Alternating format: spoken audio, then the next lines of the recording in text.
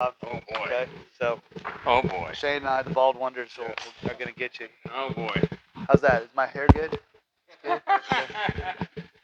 Well, welcome, Gary. Welcome to Warrior Wrestling Club, and on behalf of USA Wrestling, coming down here to do a rest clinic. What do you think of Alabama? It's been a while. Thank you. I love it. Last time was under exactly the same scenario. I had a good time that time, and I'm sure we'll have a good time this time. I have a little bit better group here, a little bit larger group. Really excited about how young they are.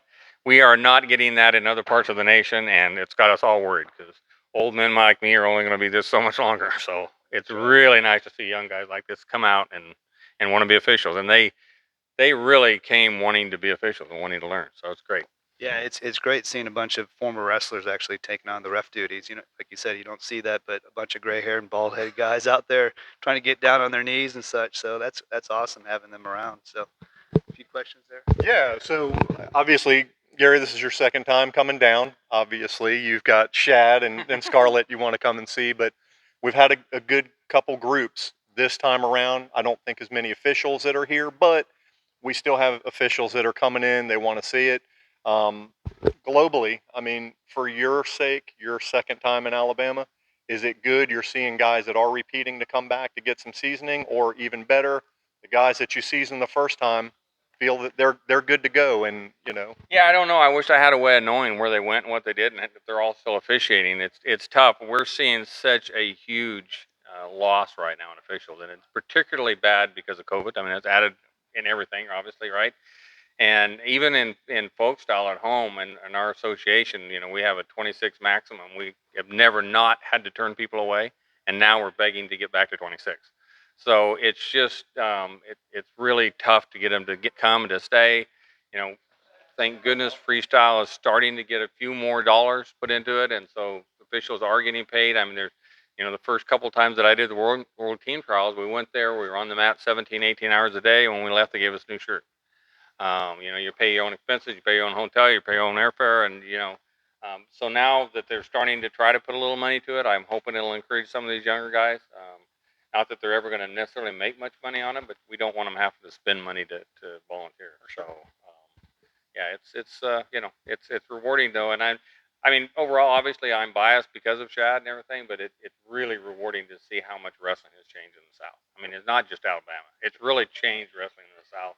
Having Warrior Wrestling Club, and I think you've had some people come behind you in other clubs that weren't doing that much before either that are now. So right.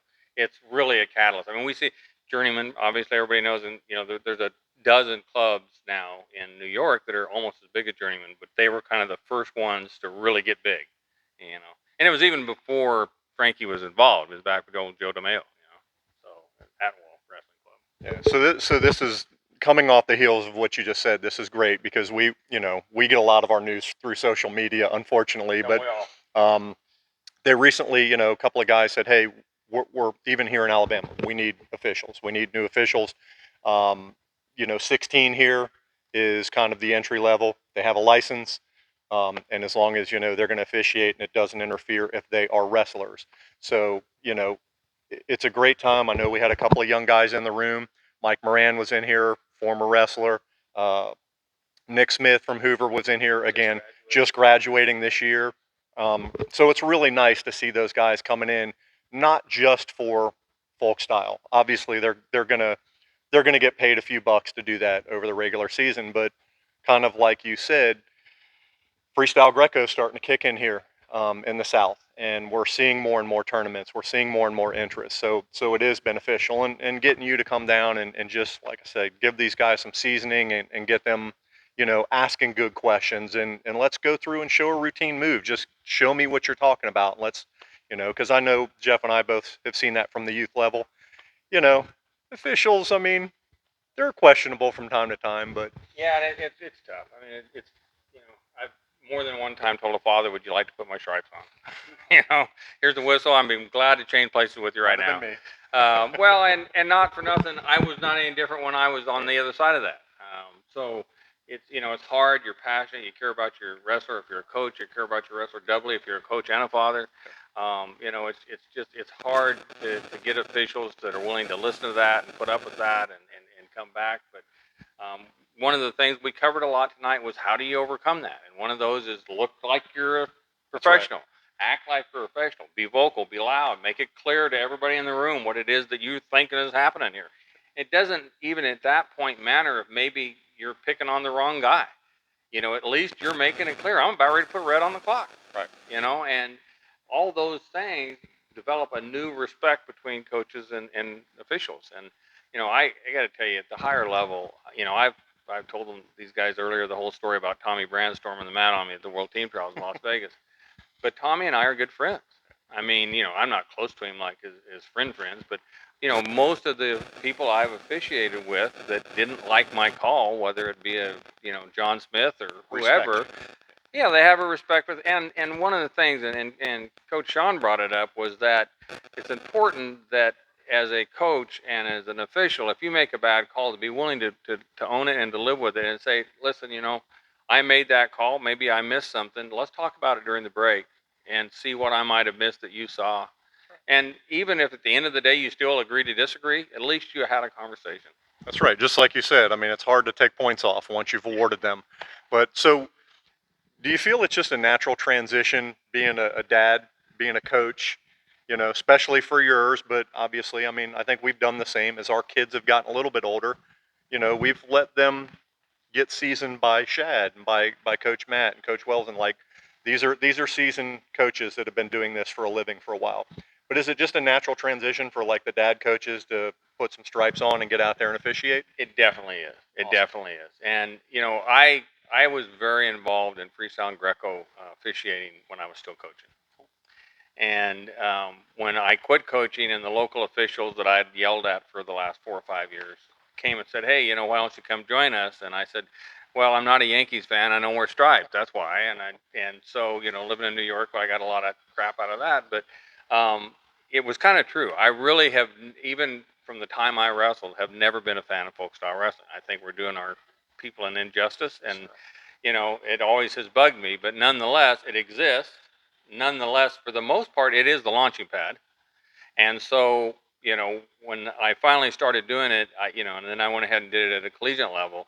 I don't have any regrets. I'm glad I did it. It also makes it easier for me for the tournament like you're having tomorrow to talk about it, because I don't have to just not talk when it comes to folk style. I've done that too, and done it at at the highest level. So yeah. Jeff, you got anything else? No, other than USA Wrestling, we're focusing on Freestyle and Greco this summer. This is our kickoff tournament tomorrow. And then over the course of the next, I guess, 6 to 8 weeks, we're going to be doing some development camps at various clubs and such, plus tournaments. So the future's bright here, at least for Alabama and Freestyle and Greco this year. Last year we just didn't count it as a year at all, but we've got a lot of focus on the Freestyle and Greco scene this year, plus schoolboy and junior duels coming up here in Indiana in June timeframe. So lots of freestyle and Greco over the next 6 to 8 weeks. Plus we have Virginia Beach. We got one big folk style tournament somewhere in the middle there, right? That's right. So Which makes it a little tough. It always made it Yes. tough on us, even when Shad was in high school and wrestling. That transition, because we have the what were they called? WAW. There was a sequence of tournaments in the Northeast. Mawa, right? Thank you, Mawas. And he always wanted to do that. Well, it ended right at Fargo, or right at, maybe it was our state tournament. Our state, yeah, it was. It was our state freestyle tournament. And he would always not go to the regionals for Mawas because of that. He didn't mind that. He was more concerned about having his freestyle, but it makes it hard for a kid that's kind of iffy getting into freestyle anyway. And now all of a sudden you're going to have him not finish up a sequence of folk style where he has a passion. So I mean, I can never say how important freestyle and Greco is, though, to the overall sport.